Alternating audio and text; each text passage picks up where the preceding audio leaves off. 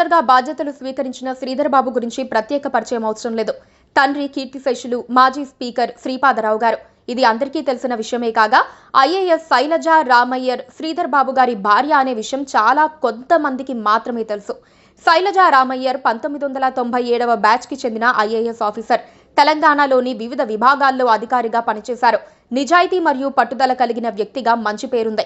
ఎలాంటి అవినీతి ఆరోపణలు కూడా ఎదుర్కోలేదు. Shailaja Ramaiyer handlooms and textiles డైరెక్టర్గా ఉన్నప్పుడు ప్రజలందరూ చేనేతను ఉపయోగించాలి, తద్వారా నేత కార్మికులకు ఉపాధి దొరుకుతుందని ఈమె ఇచ్చిన సందేశాలు చాలా మందిని ఆకట్టుకున్నాయి.